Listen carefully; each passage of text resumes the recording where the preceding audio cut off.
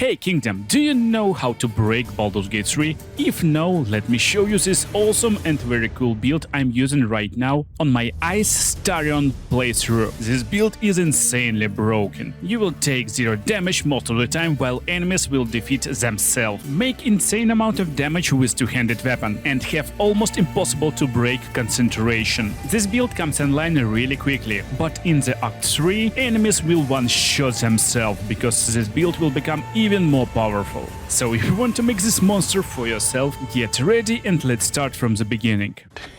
Yeah, boy. You probably know that we're making Warlock today, so why is he in wearing fighter outfit? This build don't require you to pick specific race, so I'm playing it as the origin character actually. And that's why we pick fighter at level 1. First of all, we will get access to Constitution saving throw proficiency, and this will help us keep our concentration. And also we will get proficiency in all armors and shields, so we can wear heavy armor as Warlock. For fighting style, you can go with defense or dueling, depending on your setup. But if you want to copy my build, I recommend getting Great Weapon Master. Get Soldier background, it will help your character play style a lot. And ability distribution is pretty simple. We're maxing out our Charisma to 16 with +2 bonus, getting 14 Wisdom to get better saving throws against control spells. We dump Intelligence and getting 14 Constitution for our concentration saving throws, and also Health Pool. 14 Dexterity for early game armor class and also Initiative. Or you can get 2 points out of Wisdom, 1 point out of Strength, and get +2 into Constitution. Sadly, your first problems will start from Nautiloid Ship,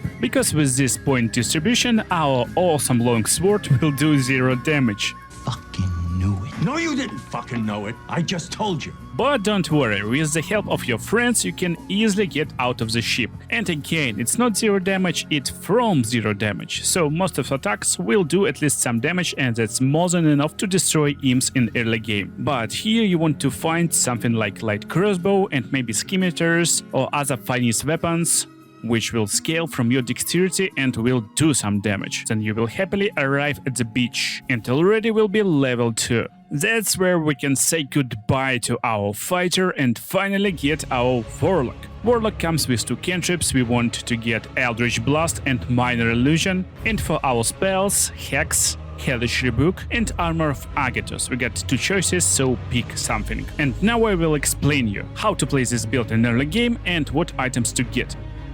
Let's do this. In super early game, you're looking just for high armor class, so any heavy or medium armor with 15 or more armor class will work. And for now, you can get just one-handed weapon and shield in your hands, so your armor class can be around 18 or 19 before you hit level 4. That's nice.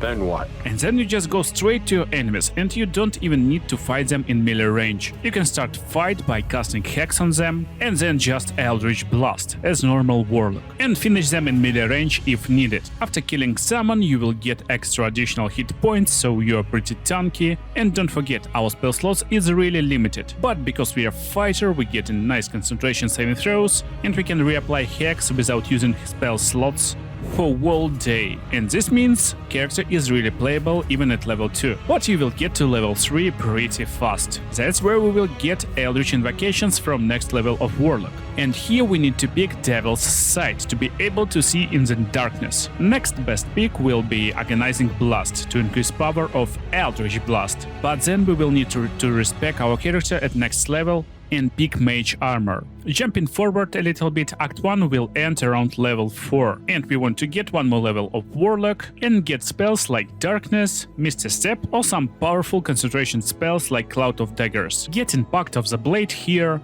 Also don't forget you can replace spell over here and get Darkness and Misty Step at the same time. And this character is already pretty broken if you know how to play him.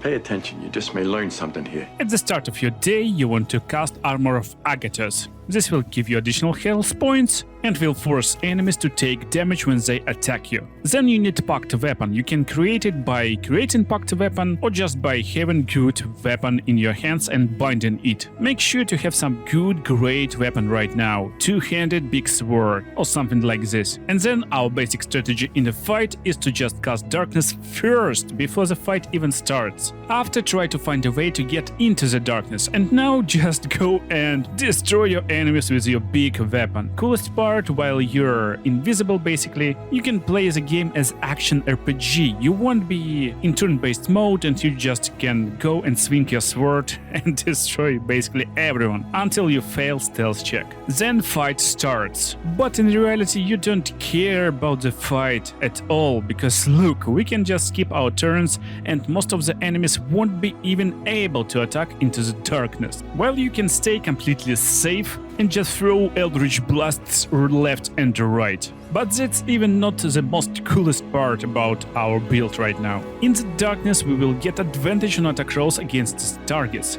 and when they try to run away from us, it's very likely they will be hit by critical hit, while they attacking us with disadvantage, and it's almost impossible to hit us. But even if they do, we even not losing our health and retaliating damage from armor of Agatus. And if you think this build is broken in Act 1, You're goddamn right. but very soon we will become insanely broken machine. Enemies won't even try to attack us. But if they do, we will take 0 damage and they will be destroyed. And good news, we can achieve this state even before reaching Act 2. Oh, thank God. And another cool part, we don't even need loads of items, but I will show you right now how to get any item you wish without any cool proficiencies, and pretty easy by using this build. Interesting if true. Find someone with item you want and make sure to cast darkness so you're on the side of the darkness, and just enter turn-based mode. Now you need to destroy your target, and it's very nice if your party have more warlocks with Devil's Sight, because if you can make it in one turn, you can easily get all loot from the target and no one even will notice what happened. So this way you can get any item completely free. That's how I got Crusher Ring from Crusher. Another fun fact, there's no amulet that you actually want to make this build more powerful. So for this build I picked this amulet that provide guidance. You can get it right outside of the Emerald Grove. Just go to the left and you will find it on Skeleton. And that's actually all items you really want from Act 1. Now let's talk about Act 1.5, how I called it. It's Githyanki Crochet and Underdark. And we will become broken right in this place, because we will get to around level 7 at this part of the game, and that's how we want to level right now. Probably you're thinking about Paladin or other charisma-based characters, maybe like Sorcerer or even Bard. But no, you need to pick Wizard right now. You can get any cantrips you like, but better focus on cantrips that not using intelligence as main casting attribute. And same goes for spells. Because we got such low intelligence, we want to pick exploration spells like Feather Fall, Long Strider, Enhanced Leap. Maybe you can pick Magic Missile, you can get Grease, because it's using no concentration, but even spells like Thunder Wave won't work really good, because they're using intelligence to cast. Also another problem, we can prepare only one spell, so most of the time it will be Long Strider, if your party need it, or some other spells that you probably will want, if you already have Long Strider on your party members. So why do we even pick this wizard multiclass? It's super easy, guys. On level 2, we will get subclass of wizards, and we want to pick Abjuration Wizard. This wizard will come with Arcane Ward, and that's everything we need from him. This ward creates big sphere around us and got pretty weird description, so let me explain it in easy words. You got 10 stacks of Arcane Ward. When you hit for 100 damage, you will take 10 damage less and lose only 1 Arcane Ward stack. So how to get these arcane stacks? It's super easy. You need to cast abjuration spells. Spells like Armor of Agatus, for example. And to make this combination even more broken, on next level you want to pick one more level in Warlock. This will unlock your feat selection. And again, it doesn't matter what cantrips and spells you pick, so you can pick whatever you like. I like to have Cloud of Daggers for myself, but most importantly we want to pick Heavy Armor Master Feat, which will reduce all damage taken by 3 while you're wearing heavy armor. And around these stages of the game you will start to find cool heavy armors. You're actually looking for adamantine heavy armor, that's my favorite, because this will reduce even more each damage instance you take. And this armor can be crafted really easily in Grimforge in Underdark. And at the same time we unlock an insanely broken combination from Arcane Ward. So Arcane Ward is limited by your wizard levels, and that's fine. But to get Arcane Ward, you need to cast some abjuration spells, but we got insanely limited spell slots. But here's the trick: unequip your armor, and now you will be able to cast Armor of Shadows on yourself, which is mage armor abjuration spell from Warlock that uses no spell slots at all, and this will add you abjuration wizard stacks. So basically you got unlimited abjuration stacks, always at maximum when you're off combat. And that's very important, because now you can use your spell slots for other spells like darkness, because most of the time you will take 0 damage while retaliating damage from Armor of Agathos. Just look at this laughable damage from Githyanki warriors: 0 and 1 damage. Don't forget that in darkness we're not provoking opportunity attacks, but outside of the darkness you can just run around your enemies, provoke opportunity attacks, and watch how they destroy themselves. And guys, we're taking 0 damage even before reaching Act number 2. It's insanely broken. And if you're using this build alongside my other ice builds, there's probably will be a lot of ice. That's why in this Githyanki room I recommend getting these boots to be protected from ice surface. Hey, it's very likely you will find text versions of this and other builds in my Discord. Just press on more and you will find link for it in description. I can watch this fight almost forever. It's just hilarious. Enemies just trying to attack us, and when they hit, they just do 0 damage while taking loads of damage themselves. I'm actually beaten whole Githyanki Crochet and even boss solo by doing almost nothing. And we are ready to get into Act 2, where we will become even more stronger. But first of all, just look at this. So you understand how damage works. Basically enemy rolling damage, and then we're reducing it by 3 with Heavy Armor Master, reducing it by 2 or 3 by other Heavy Armor plates, and then everything that is left got reduced by Arcane Ward. So we're basically taking 0 damage. Then we're removing armor, casting Mage Armor for free, and we're back. Unlimited spell slots and unlimited health basically. The only stuff that is left in Act 2 to get few important items. So first of all, head right into the Moonrise Towers and look for Lantarf Trader. He got Halberd of Vigilance. Insanely powerful halberd, and in my opinion one of the really most powerful weapons in the game, so it will be enough to beat the game, or you will change it by the end of Act 3 probably. Then you want to find a place called House of Healing. But in reality not this place, you want to go left from the main door and find House of Healing Morgue. Inside you will find locked door. Try to find a way to unlock this door and go straight to this acid pit.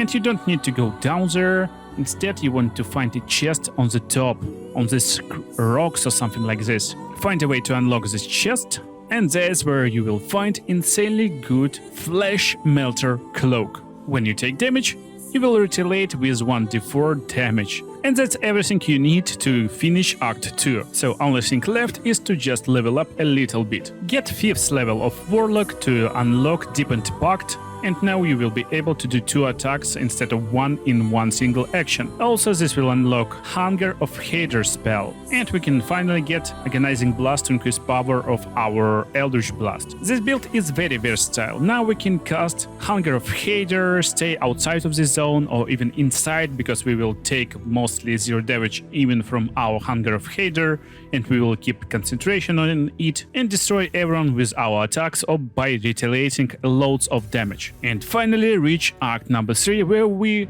will finish our build and become insanely cool and powerful dude. So first of all, let's talk about early leveling in Act number 3. You want to switch back into Wizard and just get few levels in him. First of all, you get access to something like Darkness, but most importantly, we can unlock new feat. While we can pick Charisma +2, I recommend getting Sentinel feat to make our enemies stuck when they try to attack someone but not us. Then our playstyle will be kinda the same. Just get your armor off, cast until you will get maximum abjuration stacks, which is 8 stacks right now, and go straight into your enemies. Also, you can get enlarged from Wizard and be just big, fearless Titan, taking 0 damage while inflicting loads of damage on our enemies, and being pretty flexible with our spells is insanely cool. But you can be even more cool by getting this awesome armor from this act. You need to defeat strong boss to get it, so I recommend to finish build first. First of all, go straight into Magic Shop in Lower City and find this awesome hat, Burst Right. It will give you +2 to Charisma, so you will hit more often with your attacks.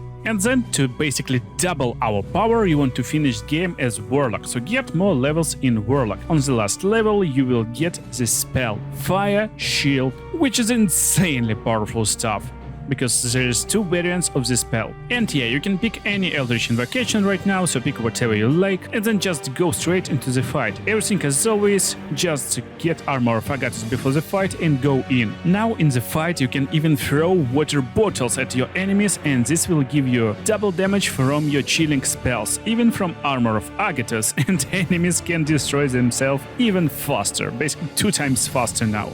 Also, by throwing bottles, you will trigger extra attack, so you can also attack with your big halberd or whatever is in your hands, and enemies won't even try to attack you. Remember, I told you, it's broken build and it's breaking Baldurs Gate 3. So if you're bored, just cast Fire Shield Chill and provoke attacks. This will do more than 60 damage most of the time to your enemies, which is insanely powerful and will destroy most of enemies in Act 3, so you can easily defeat the game and become this powerful Retaliate Warlock. I hope you enjoyed this build, and I recommend you watching other cool builds that I'm using in a party with this Warlock on my stream. Links in the description, and you see these builds on the screen right now, so see you in the next videos.